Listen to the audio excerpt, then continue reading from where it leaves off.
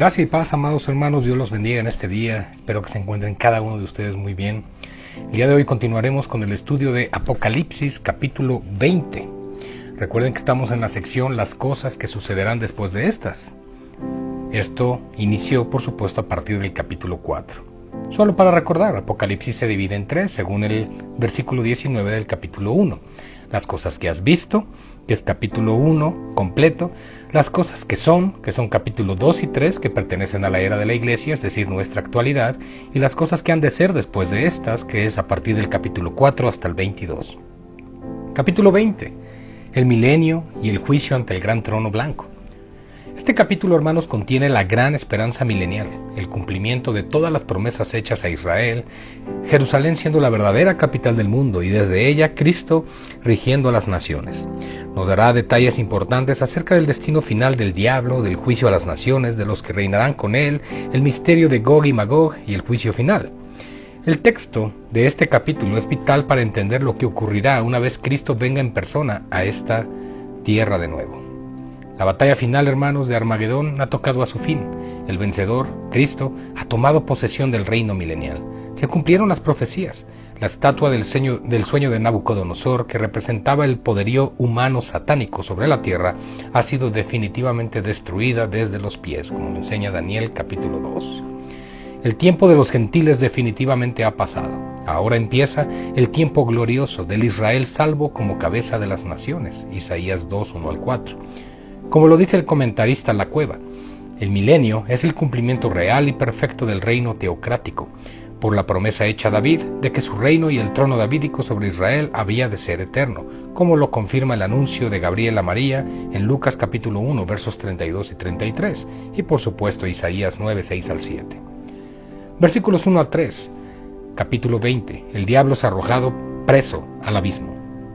Cada vez el diablo desciende más. Fue echado en su día del tercer cielo, donde está el trono de Dios. Será echado del segundo cielo pronto, es decir, del universo o el sistema solar en Apocalipsis 12:9, y será echado luego del primer cielo a la tierra, al atmosférico en Apocalipsis 16:17. Ahora será echado debajo de la tierra, Apocalipsis 20:3. Ya no le quedará otro lugar más bajo a donde ir, excepto al lago de fuego, en el versículo 10 de este capítulo. Verso 1. Vi a un ángel que descendía del cielo con la llave del abismo y una gran cadena en la mano. Vemos por el relato de Juan la importancia del ministerio angelical al servicio de Dios. Esta vez ve a otro ángel que estando en el cielo descendía de él portando la llave del abismo. Jesucristo tiene las llaves de la muerte y del Hades, como lo vimos en el capítulo 1, verso 18, las cuales arrebató al diablo. Este ángel, que viene con una gran cadena espiritual en la mano, va a hacer algo al respecto. Verso 2. Y prendió al dragón, la serpiente antigua que es el diablo y Satanás, y lo ató por 1000 años. Ese ángel, hermanos, tiene no solo la autoridad de parte de Dios, sino el poder para prender al que un día fue el ser creado más cercano a Dios, y que se transformó por su rebelión y pecado en el ser creado más alejado de la deidad. Satanás, el adversario de Dios, es atado por 1000 años en ese momento. Entendemos que todo esto todavía no ha ocurrido, sino que acontecerá justo después de la venida en gloria del león de la tribu de Judá. Según el comentarista Matthew Henry, hasta el siglo IV de nuestra era, casi todos los escritores eclesiásticos, entre ellos Papías, Justino, Irineo y Tertuliano, eran premilenaristas, es decir, entendían que el reino milenial iba a empezar con la segunda venida de Cristo, a diferencia de los amilenaristas o amilenialistas, los cuales aseguran que el diablo fue atado ya y que el milenio empezó con la ascensión de Cristo al cielo, confundiendo la iglesia que empezaba entonces con el reino propiamente dicho. Esto, hermanos, es absurdo y no vale otra mejor expresión que esa. Se debería prestar atención a cómo va este mundo, el cual todavía está bajo el maligno, como enseña 1 Juan 5:19, y discernir si está o no haciendo la perfecta voluntad de Dios en él. No cabe discernir demasiado para darse cuenta de la realidad.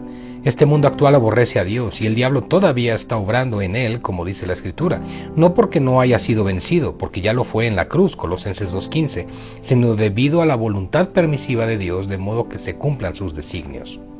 Versículo 3. Y lo arrojó al abismo y lo encerró y puso sus sellos sobre él, para que no engañase más a las naciones hasta que fuesen cumplidos 1000 años, y después de esto debe de ser desatado por un poco de tiempo. No lo echó a su lugar definitivo todavía. Dios aún permitirá que justo después del milenio el diablo sea suelto, aunque por un brevísimo tiempo. Mientras tanto será arrojado al abismo, para humillación suya, lugar que se encuentra en el interior de este planeta, preso y sellado, con el fin de que no se aproveche de la carnalidad que habrá en las gentes de las naciones que hayan quedado sobre la tierra después del Armagedón, los cuales deberán proseguir viviendo y teniendo hijos, como lo enseña Isaías 65:20. La creencia popular de que Satanás está siempre en el infierno es falsa y viene de la doctrina amilenarista que comparte también el catolicismo romano. Es decir, los amilenialistas comparten doctrina escatológica con el catolicismo romano.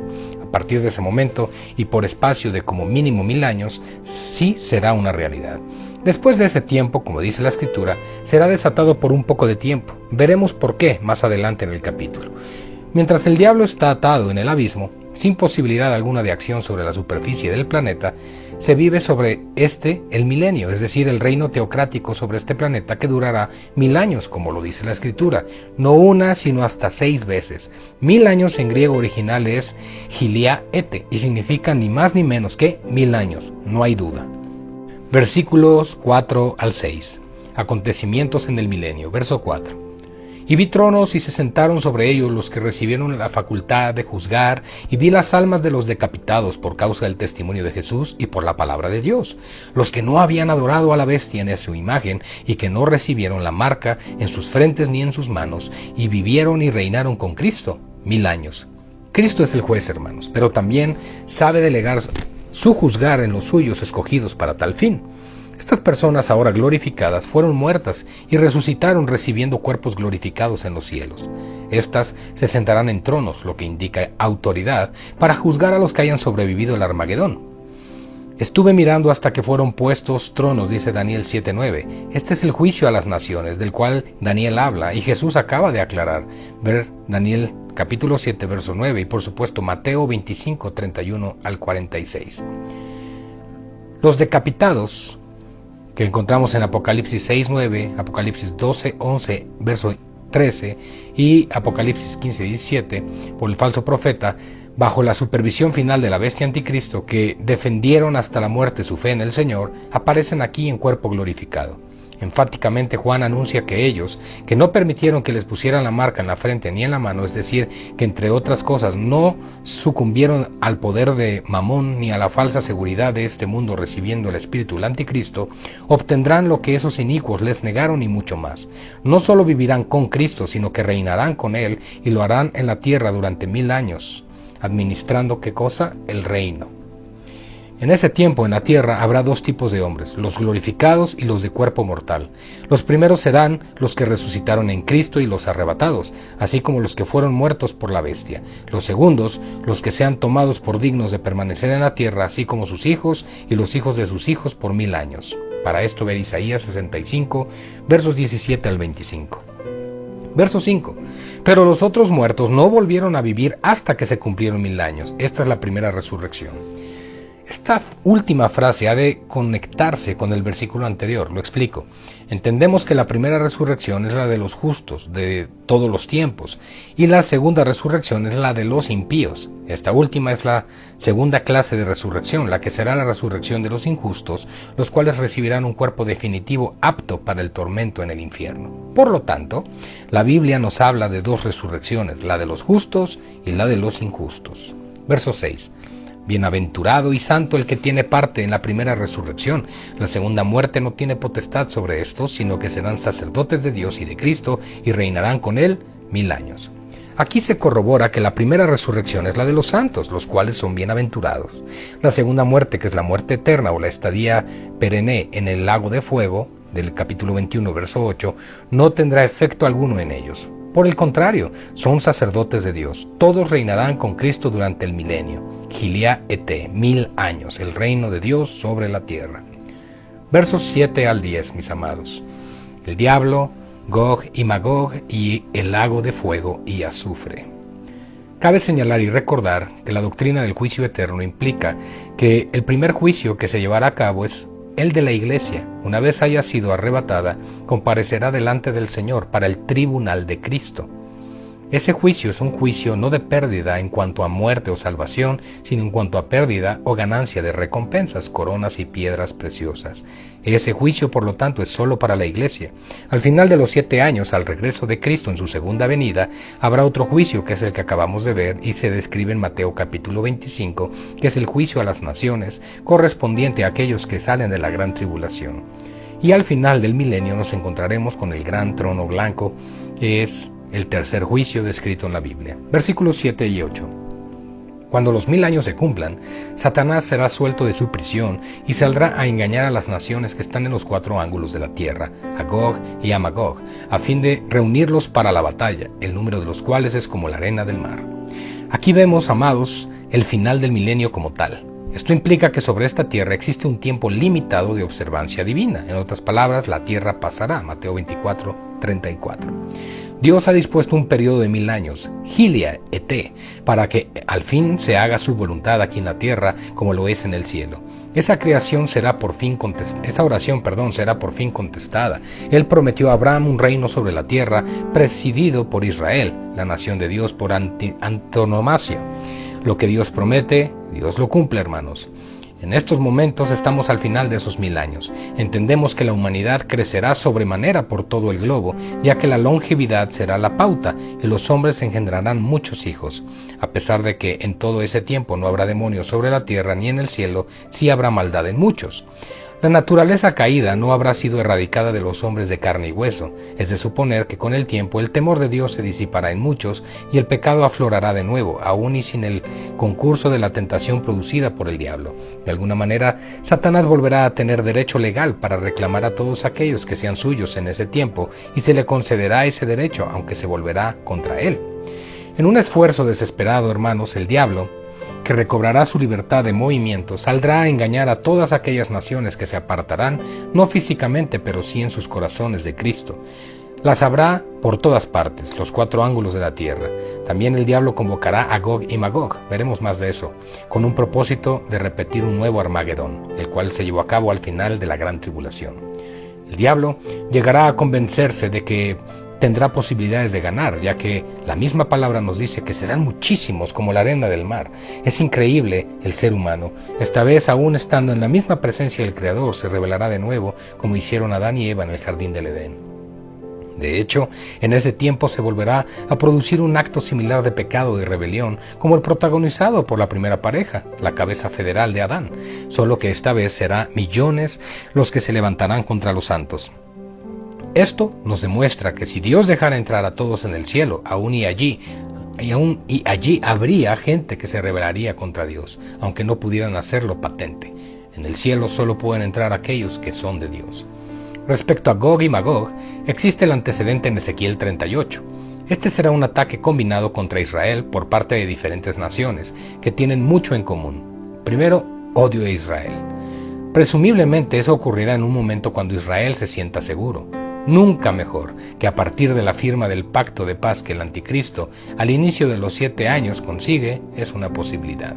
No obstante, esta vez la alusión a Gog y Magog se deba a que son tipo de lo expuesto en Ezequiel 38. En otras palabras, no es el mismo evento, aunque tendrán mucho en común. Versículo 9.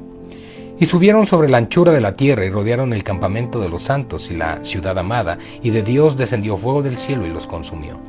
Llenarán, hermanos, la tierra. Llenarán la tierra seguros de vencer al bien con el mal. Hasta llegarán a la misma Jerusalén, rodeándola, y tal y como ocurrirá con el asalto antiguo de Gog, será el mismo Dios quien acabará con ellos. Así como ocurrió con Sodoma y Gomorra y todas aquellas ciudades de la llanura, que fueron destruidas con fuego que llovía del cielo, Génesis 19, así serán destruidos definitivamente los enemigos de Dios. Verso 10. Y el diablo, que los engañaba, fue lanzado en el lago de fuego y azufre, donde estaban la bestia y el falso profeta, y serán atormentados día y noche por los siglos de los siglos. Aquí ya se terminó. Agradezco tanto a mi Dios de que haya puesto este precioso versículo en la Biblia. En él tenemos la plena seguridad que el diablo y todos sus demonios tienen un fin claro y diáfano.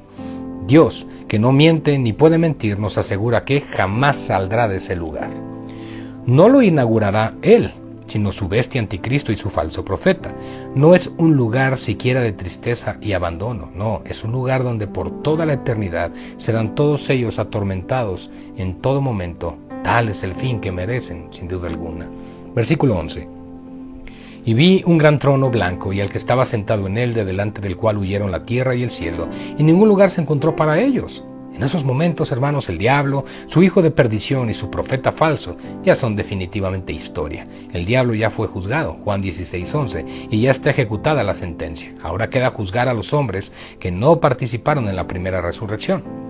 Juan ve primeramente un trono blanco. Sabemos que el blanco es señal de santidad, por lo cual quien se sienta en él es santo. Es Dios. Dios el Padre está sentado en ese trono, y también Dios el Hijo, el Cordero, verso 22:1. Leemos en Juan 5:22, porque el Padre a nadie juzga, sino que todo el juicio dio al Hijo, para que todos honren al Hijo como honran al Padre. El que no honra al Hijo, no honra al Padre que le envió. Es el Hijo el que directamente va a juzgar. Va a ser tan extremadamente impresionante ese momento que incluso la tierra y el cielo, testigos de innumerables maldades, residencia de Satanás y sus legiones y de una humanidad caída, se batirá en retirada y lo hará en forma literal. Se cumplirán las palabras de Pedro. Pero el día del Señor vendrá como ladrón en la noche, en el cual los cielos pasarán con grande estruendo, y los elementos ardiendo serán deshechos, y la tierra y las obras que en ellas hay serán quemadas, en la cual los cielos encendiéndose serán deshechos, y los elementos siendo quemados se fundirán. Segunda de Pedro 3, versos 10 y 13. El día del Señor, hermanos, no es un día de 24 horas, sino cada vez que el Señor actúa en su poder en relación a este mundo. Verso 12. Y vi a los muertos, grandes y pequeños, de pie ante Dios, y los libros fueron abiertos, y otro libro fue abierto, el cual es el libro de la vida. Y fueron juzgados los muertos por las cosas que estaban escritas en los libros según sus obras. Juan, hermanos, ve aquí de antemano a los millones que comparecerán ante el trono del juicio final. Están de pie ante Dios, en actitud de recibir la sentencia final para cada uno de ellos, grandes y pequeños. Cada uno de ellos, no importa si fueron grandes potentados o fueron esclavos, serán juzgados conforme a la justicia de Dios, porque cada uno de ellos tiene su historial escrito en uno de esos libros que serán abiertos, donde claramente estará detallada toda su vida y obra. Las buenas obras no les salvarán si no recibieron a Cristo, porque solo Él salva. No obstante, la condenación para aquellos ajenos a Jesús será mayor o menor, en función de sus obras, pues Jesús dijo en Juan 19:11 que hay pecado mayor que otro, consecuentemente habrá mayor castigo o menor. Otro libro que se abre es el libro de la vida. ¿Cuál es ese libro que está en los cielos?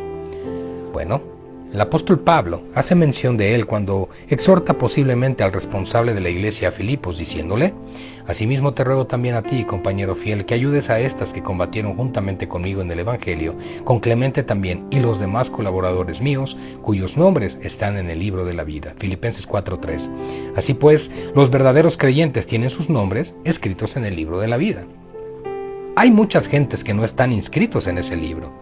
La adoraron todos los habitantes de la tierra, dice, cuyos nombres no estaban escritos desde el principio del mundo en el libro de la vida. Los habitantes de la tierra, aquellos cuyos nombres no están escritos en el libro de la vida desde la fundación del mundo, ya sea Apocalipsis 13:8 o Apocalipsis 17:8 hace mención. La Biblia dice que no es de todos la fe, según Tesalonicenses 3:1 y verso 2. Entonces, ¿por qué se abre el libro? Entendemos que para que quede constancia de quién esté o no escrito en él.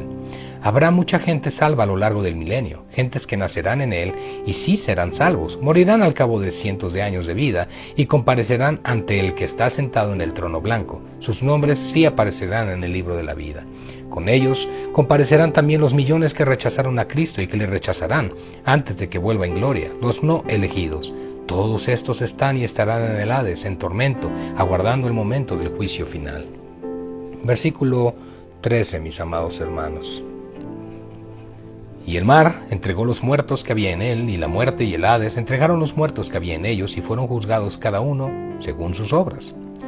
Los que murieron y morirán en el mar no reciben sepultura. Eso era importante para la mente judía. No obstante, a pesar de que no fueron sepultados, el mar deberá devolver lo que se tragó ante el trono o ante el juicio final. Aunque perecieron en el mar, donde jamás sus cuerpos fueron encontrados, Dios sabe dónde están y les reclama ante su juicio. De la misma manera, los que fueron sepultados y se conoce dónde están ubicadas sus tumbas deberán presentarse ante el trono blanco, así como todos los muertos, que son absolutamente todos los perdidos que están en el Hades. Todos estos serán juzgados según lo que hayan hecho en vida, no que eso les pueda salvar, sino que su castigo será mayor o menor, en función de sus obras de mayor o menor maldad. Verso 14. Y la muerte y el Hades fueron lanzados al lago de fuego. Esta es la muerte segunda. Pablo profetizó diciendo, y el postrer enemigo que será destruido es la muerte. 1 Corintios 15:26. Ahora es el momento. La muerte dejará de existir y todo espíritu de muerte será echado al lago de fuego. De aquí en adelante las cosas cambiarán, amada iglesia. El infierno, Hades o Seol, según se diga en griego o en hebreo, ya no tendrá razón de existir y será lanzado también al lago de fuego. Todo ello constituye la muerte segunda, es decir, la irremisible, lo que no tiene vuelta atrás y es para siempre. Es una muerte consciente y eterna. Versículo 15. Y el que no se halló escrito en el libro de la vida fue lanzado al lago de fuego.